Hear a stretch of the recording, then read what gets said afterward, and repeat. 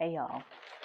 So it is back to school season, and I am working on my son's school supplies, organizing them, getting them ready, and packed up in the bags for the first day of school in about a week and a half. Thankfully, we had some things left over from last year, so I didn't have to buy every single thing, but um, still have to buy some things and still need to organize. So that's what we're gonna do while I talk about my most recent Substack post.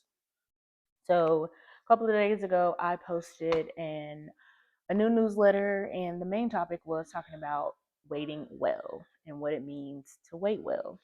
So I have never been somebody that had patience. I have always been high strung, uh, very type A. So even as a child, I was very much like, okay, what time we need to be there? We need to be there 15 minutes early, and we need to hurry up, and et cetera, et cetera, et cetera. But when I became a mother, that had to change. So my son, he'll be 7 soon, and he is very much like me. He is very type A. He's the Virgo to my Capricorn, right? So we're here when it comes to that, when it comes to organizing and cleaning and just all those types of things. But I see the impatience, I see the anxiety that comes with, um, thinking about time, thinking about having to be somewhere on time and micromanaging and all of those things. And so I'm actively coaching him and trying to help him as he is, growing up and learning these things. And I'm trying to teach him how to relax and how to, that everything isn't that serious, and, we can take our time, we can calm down. But as I'm doing that, it's like I'm actively coaching little Devin, childhood Devin. Like I'm actively rewiring my own self to be better because I still get in the mornings, we got to be up to school. Okay, we got to hurry up. We got to do this. And we got to go hurry up and get shoes on. And I have to actively like stop myself from doing that. Now, is she perfect? No. Do we need to hurry up sometimes? Yes. So it's definitely an in the moment, depending on where we're going, depending on how many times I done told you to get your shoes on and come on. There's lots of variables, lots of factors. However, I am actively trying to do better in that way.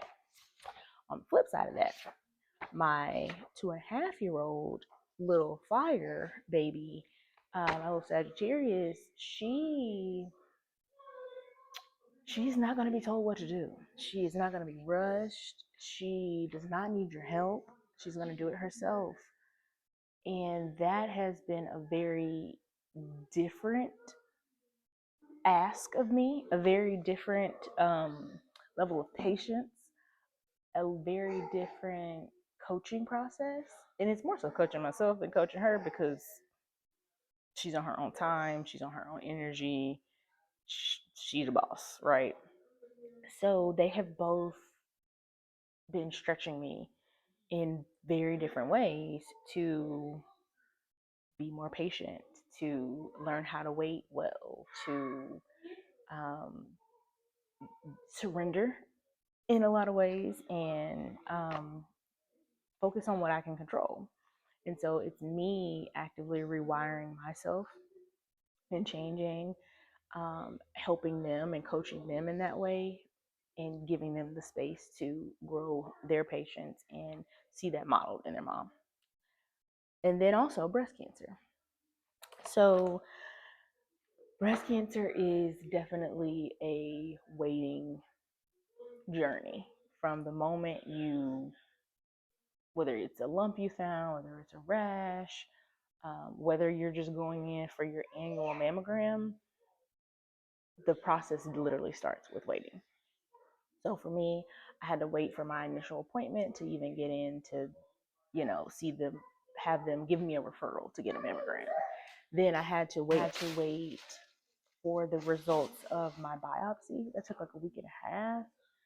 there was so much waiting in that entire process. All the different scans that you do, you have to wait for those results, and it is, and still is very nerve wracking.